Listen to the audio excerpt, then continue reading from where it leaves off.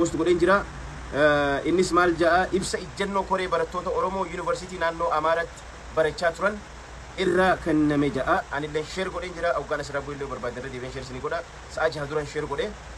Nuti barattoonni Oromoo barattoota darban keessaa Yuunivarsiitii mootummaa naannoo Amaaraatti argamanitti ramadamne barachaa kan turre lakkoofsi keenya 84,000 nama 84,000 ilmaan Oromoo lubbuu qaqqaalii lubbuu babbareedduu lubbuu mi'ooytu 84,000tu biyya akka Ogoslaaviyaatti jijjiguuf deemtu biyya akka Ogoslaaviyaatti faca'uu deemtu naannoo Amaaraa naannoo security hin qabne keessa ijoollee teenya ammaan booda hin erginu faca'uu ibsa ijjannoo qabxii 10 baafattee jirti jechuudha. Sababa kanarraa ka'uun sadaasa muddee 2019 gara maatii keenya dacha'uuf dirqamne haala rakkisaa fi ulfaataa sababa eenyummaa keenyaaf nu qaqqabeen kanaaf fala barbaaduuf koree hundeeffannee qaama dhimmi ilaallatu iyyata keenya biraan gahaa yoo nageenya haa ta'u malee gocha suukanneessaa fi nuffisiisoo kana gama mootummaa naannoo Oromiyaatiin mootummaan federaalaatiin kan deebii fi fala kenne hanga guyyaa kanatti hin jiru. Osoo kanaaf wanta wabii keenya ta'u fi yakka fi gocha suukanneessaa raawwatameef qaamni seerii dhihaate fi dhiheessuuf carraaqe osoo hin argamin barri barnootaa 2013 gahaa jira. Kanaaf bara barnootaa akka lakkoofsa Habashaa 2013 baata buleeyyiin tahee barataan haaroonni gara Yuunivarsiitii naannoo Amaaraatti kan ergamu yoo ta'e ummanni Oromoo fi saboonni biyya Itoophiyaa iyyata keenyaaf sagalee tahanii akka gara Yuunivarsiitii mootummaa naannoo Amaaraa hin deemne nu waliin dhaabbadhaa kabajaan gaafanna jedhan. Kanaafuu nuti barattoonni Yuunivarsiitii mootummaa naannoo Amaaraatti barachaa turre ibsa ijjannoo abbaa qabxii 10 qabu baafachuu irra geenye jirra isin jaan. Tokkoffaa amma liistii kana isin dubbataa jiru gocha suukanneessaa bara darbe nurra qaqqabeen hanga ammatti qaamni mootummaa fala itti gochuuf yaalii godhe waan hin jirreef barataan buleeyyiin akkasumas barataan haarofti gonkumaa gara mootummaa naannoo Amaaraa deemuuf akka hin jiraanne qaamni dhimmi ilaallatu ibsina. Qaama dhimmi ilaallatutti ibsina.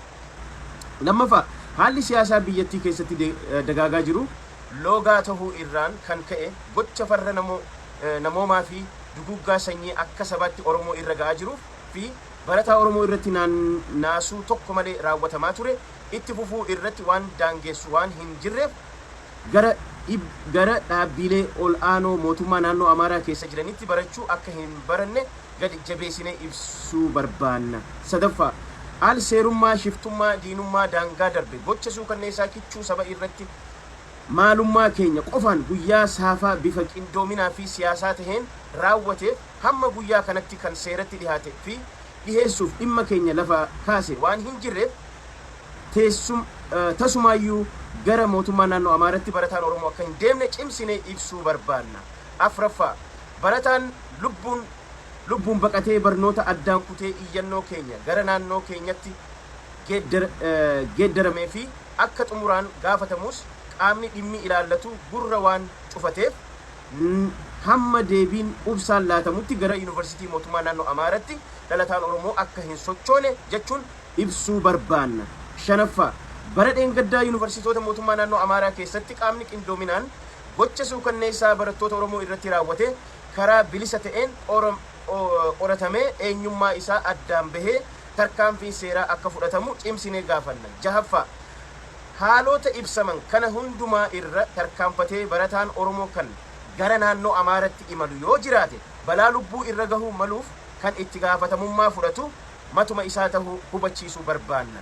Torbaffaa haala Abiyyi Ahmad rakkoo siyaasaa hiikuu irraa rakkoo siyaasaa gara hammeenyaa fi diigamiinsa biyyattii dhiibaa jiru kana keessatti gara mootummaa naannoo Amaaratti deebinee barachuuf wabiin keenya waan hin jirreef qaamni dhimmichi ilaallatu gadi fageenyaan waa'ee keenyaa akka furu waamicha gochuu barbaanna. Saddeettaffaa qaamni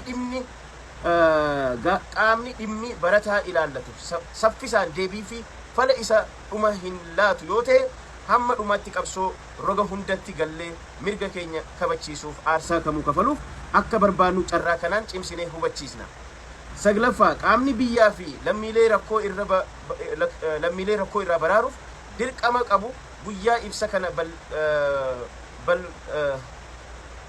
balballoomsinee irraa calaqqabee hatattamaan deebii akka nuuf kennu jabeessinee gaafanna. Takurnaffaati ummanni keenya ummanni Oromoo ijoollee isaanii rakkoo akka hin saaxille barattoota kanaaf sagalee tahanii abdii fi hegeree biyya akka baraaran waamicha oromummaa taasifna galatooma horaa bula haqa qabna tarsiimoon masakamna ni injifanna oromiyaa koree booyina barattoota oromoo yuunivarsiitii naannoo amaaraa galatooma isiniin jaan jechuudha. So kanaafu ibsa kanarratti nutillee waan daballu waan qabnuuf ijoolleen teenya oromoo warreen sagalee miidiyaan jiru hundi waan kana babal'inaan irraa dubbachuu qaba.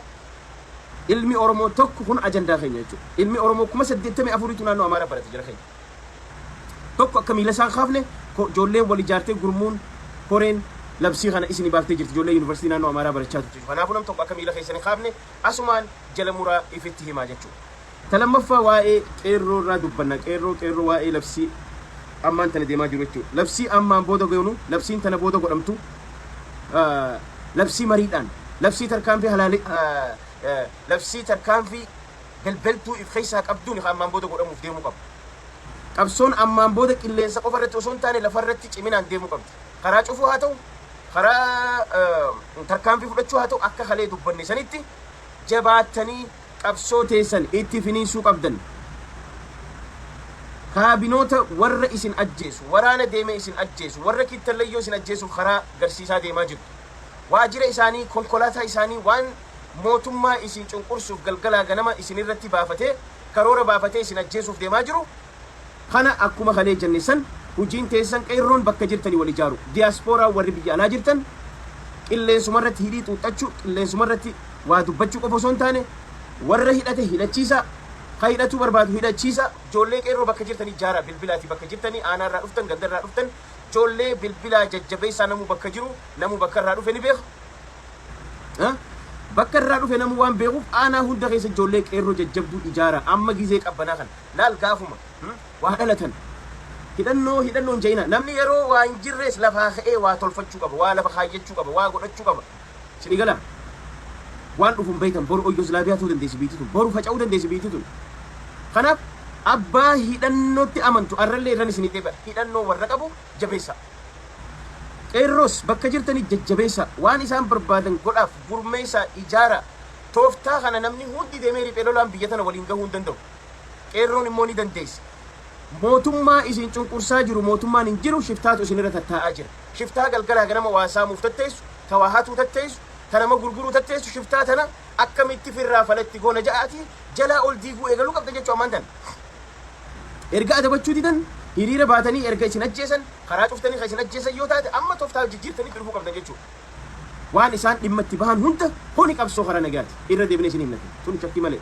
Qabsoo karaa nagaa nama tokko ka aangoo isaa fixate heeraa fi seera cabsee kasijjeesu kaseera cabsee sijjeesuuf si deemaa jiru firraa dhorkuu qabda. Difeensi firraa godhuu qabda. Bakka inni taa'u dhorkuu qabda. Waan inni deemuun dhorkuu qabda. Waan inni irra deemu dhorkuu qabda jechuudha. Amma Oromoon onnee wal keessa caccabsuu osoo hin ta'in nagaya jinni jaankaa dhiistee Oromoon hadhooytee ka'uu qabdi jechuudha.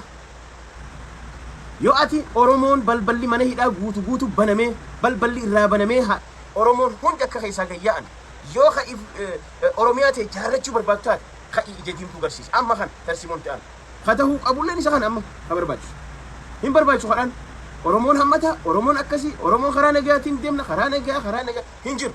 Cufamee jira balballi karaa nagaa garuu tarsiimoo karaa nagaa keessaa hiriira alatti ka isin fayyadamin hedduu jira jechuudha.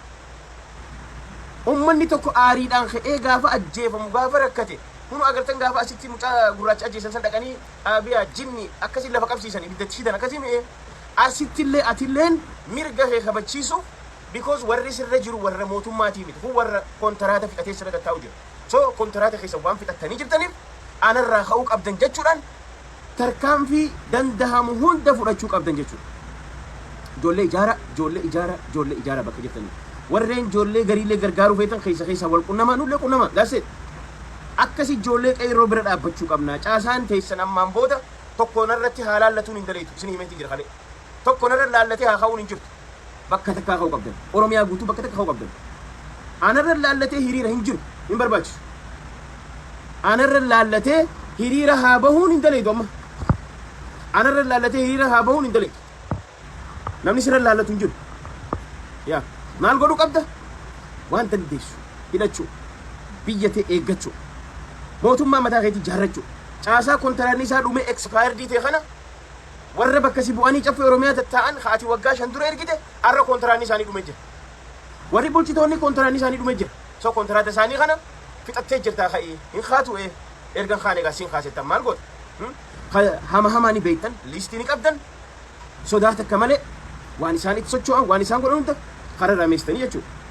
So kanaatu ta'uu qaba qeerroon jabaadhaa warreen biyya alaa jirtan warreen dhugumaan hadhaa qabda yoo hadooddan yeroo lafti qabbanamte qofa yeroo wanni takka dhalatte qofa u'uun je'ina amma yeroon gurmeessitan yeroon isin jaartan yeroon isin tokkummaadhaan qindoominaan iccitii teessan eeggachaa waan dandeessan wal wanni godha namas fittin baay'isina likkumatti waa hunda everything ilaal nama iccitii eeggatu ana hunda keessa nama jajjabaa godhadha dhiisa garaan isa bite let him go nageetti jaan chaaw rabbi dalagaan teessee habaaftu jaan waysan qofa so hajiru wal jaara wal jabeessa gargaara warreen networkii barbaadan nuquun nama keessaanis rakkoon hin jiru. So kanaafu ijoollee teenya akkanatti jajjabeessinee bakka jirru godinoota hunda keessatti qeerroon bakka jirtu wal ijaaru yaa bakka jirtanii hundi waan kana irra dalaga kun hojii manaa keessanii warra diyaaspoora ergisiisa waan dandeessan godhaaf jechuudha.